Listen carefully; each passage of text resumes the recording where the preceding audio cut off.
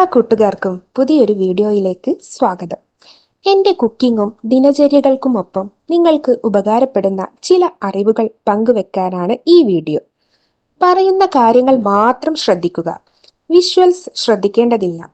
Educational purpose മാത്രം ഉദ്ദേശിച്ചുള്ള ഈ video കല്യാണം കഴിച്ചവർ മാത്രം കാണാൻ ശ്രമിക്കുക. വീഡിയോ ഉപകാരപ്രദമാണ്, മറ്റുള്ളവരും അറിയേണ്ടതാണ് എന്ന് തോന്നുന്നുവെങ്കിൽ ഷെയർ ചെയ്ത് സപ്പോർട്ട് ചെയ്യാൻ മടിക്കരുത്. അപ്പോൾ നമുക്ക് വീഡിയോയിലേക്ക് കടക്കാം. വിവാഹശേഷം ദമ്പതികളിൽ പ്രശ്നങ്ങൾ ഉടലെടുക്കുന്നതിൻ്റെ പ്രധാന കാരണങ്ങൾ എന്തൊക്കെയാണ് എന്നതാണ് ഈ വീഡിയോയിൽ നിങ്ങൾക്കായി ഷെയർ ചെയ്യുന്നത്. അപ്പോൾ നമുക്ക് വീഡിയോയിലേക്ക് കടക്കാം. പ്രേമിച്ച് വിവാഹം കഴിച്ചവരാണെങ്കിൽ പോലും കുറച്ച് നാളുകൾ കഴിയുമ്പോൾ പല പ്രശ്നങ്ങളും ഇവരുടെ ജീവിതത്തിൽ കടന്നുകൂടാറുണ്ട്. ചിലരുടെ പ്രശ്നങ്ങൾ വിവാഹമോചനത്തിലേക്ക് വരെ നയിച്ചെന്നും വരാം. ഇത്തരത്തിൽ വിവാഹ ബന്ധങ്ങളിൽ വിള്ളലേൽപ്പിക്കുന്ന ചില കാര്യങ്ങൾ.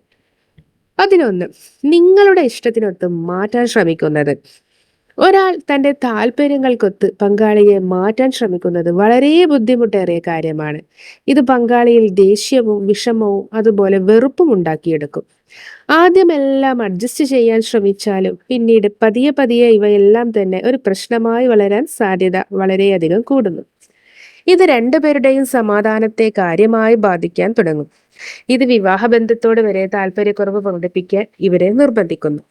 അതിനാൽ പങ്കാളിയെ അവരായി തന്നെ അംഗീകരിക്കാൻ പഠിക്കുക. ഇത് അവരിൽ മാനസിക സമ്മർദ്ദം ഇല്ലാതാക്കാൻ സഹായിക്കും. രണ്ടാമതായി, കുട്ടികളെ നോക്കുന്നത്.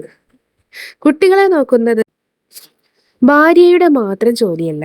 ഇത് ഭാര്യയും ഭർത്താവും ഒരുപോലെ കാര്യങ്ങൾ കൈകാര്യം ചെയ്യണം. തുല്യ ഉത്തരവാദിത്വത്തോടെ ഏറ്റെടുക്കണം.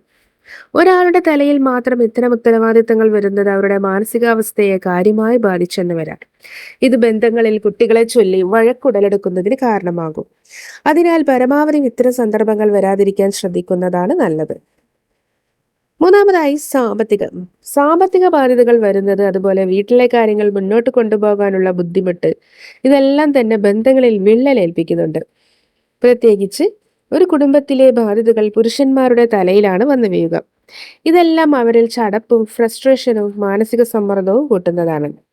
അതിനാൽ ജീവിത പങ്കാളിയും സാമ്പത്തിക ബാധ്യതകൾ തീർക്കാൻ ഒപ്പം കൂടിയാൽ അത് പങ്കാളിക്ക് നല്ല ആശ്വാസം നൽകും.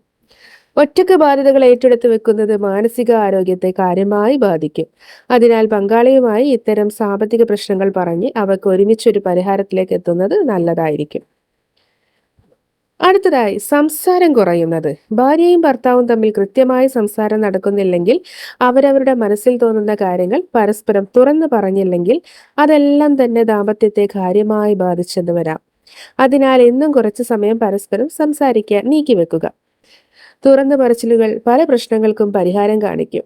എന്നാൽ ഇന്ന് എല്ലാവരും ജോലി തിരക്കിനിടയിൽപ്പെട്ട് സ്വന്തം ജീവിതത്തെ മറക്കുന്നിടത്താണ് പല ദാമ്പത്യ പ്രശ്നങ്ങളും ഉടലെടുക്കുക.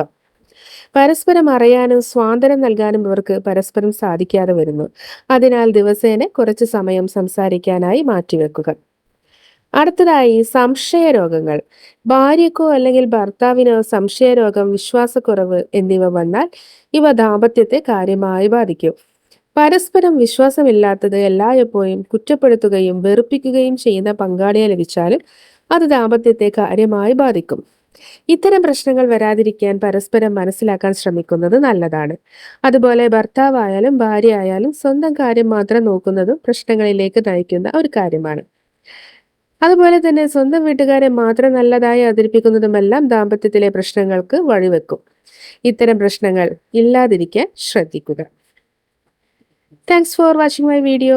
See you next time.